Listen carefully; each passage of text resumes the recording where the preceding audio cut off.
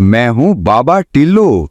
शहर के किनारे बसी झुग्गियों पर उस शाम अजीब सा सन्नाटा था।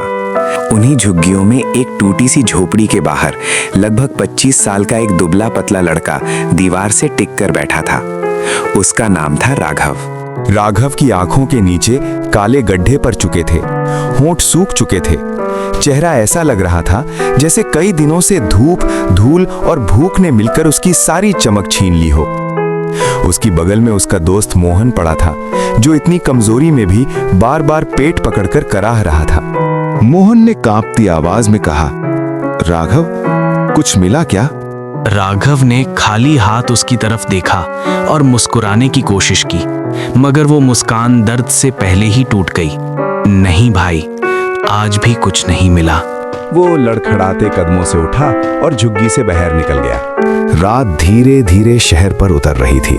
सड़क के किनारे बड़े बड़े होटल, चमकते शोरूम और भागती गाड़ियां इस बात का सबूत थीं कि दुनिया में पैसे की कमी नहीं है। कमी थी तो सिर्फ दया की। राघव एक ढाबे के बाहर जाकर खड़ा हो गया। अंदर लोग गर्मा गर्म रोटियां और सब्जी खा रहे थे। किसी की थाली में आधा खाना बचा था, कोई हंसते हंसते खाने को छोड़ रहा था। राघव ने हिम्मत जुटाई और मालिक के पास जाकर बोला, भैया 2 रोटी दे दो, 3 दिन से कुछ नहीं खाया। बदले में बर्तन मांज दूंगा, फर्श साफ कर दूंगा, जो कहोगे वो कर दूंगा।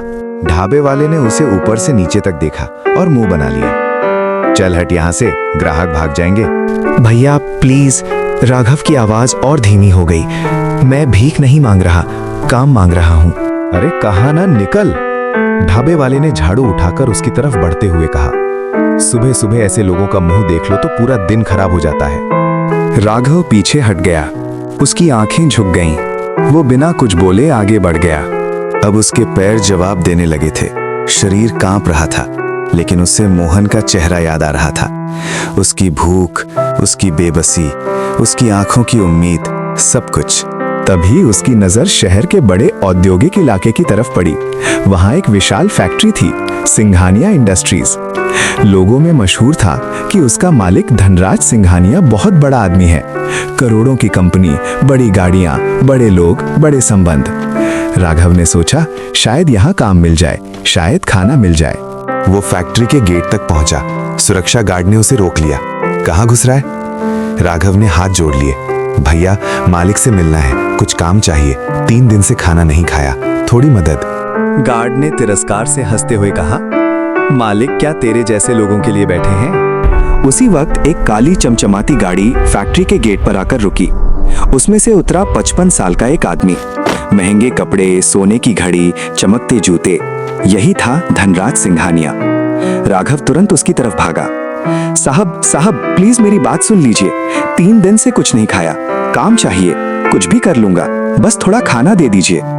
धनराज ने ऐसे देखा जैसे सामने कोई इंसान नहीं, गंदगी का ढेर खड़ा हो। गार्ड, ये अंदर कैसे आया? साहब अभी भगाता हूँ। राघव रो पड़ा। साहब बस 2 रोटी, सिर्फ 2 रोटी। गार्ड ने राघव को धक्का दिया। वो लड़खड़ाकर जमीन पर गिर पड़ा।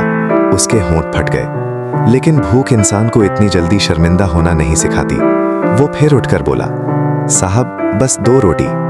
राघव बहुत देर तक गेट के बाहर खड़ा रहा। फिर धीरे धीरे उसकी आंखों के सामने अंधेरा छाने लगा।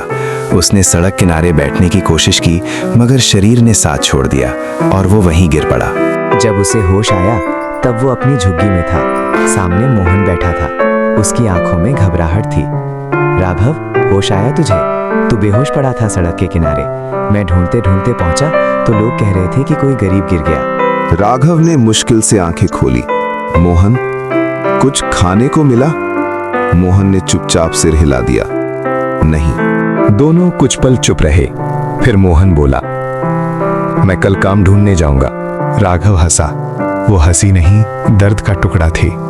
कल हमारे जैसे लोगों के लिए हर दिन एक जैसा होता है मोहन। मोहन बोला, तू हार मत मान, देखना एक दिन हमारा वक्त भी बदलेगा। राघव ने छत की तरफ देखा। अगर उससे पहले भूख ने जान नहीं ले ली तो। अगली सुबह राघव की हालत और खराब थी। बुखार चढ़ चुका था, शरीर में जान नहीं थी। मोहन पानी लेने बाहर गया हुआ था। राघव अकेला पड़ा पड़ा सोच रहा था कि क्या सच में जिंदगी इतनी सस्ती होती है? क्या 2 रोटी न मिलने पर कोई ऐसे ही खत्म हो जाता है?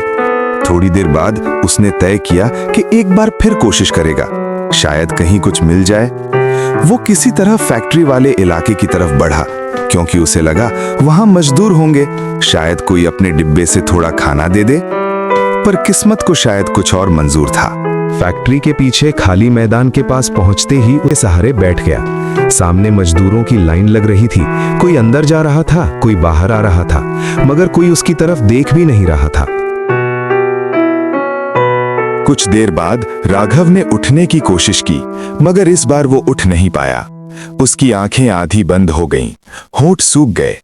उसने बहुत धीरे से कहा, भगवान, बस अब और नहीं। पार्ट 2 जल्दी आने वाला है। सब्सक्राइब लाइक कर दे बच्चा। म्याऊ।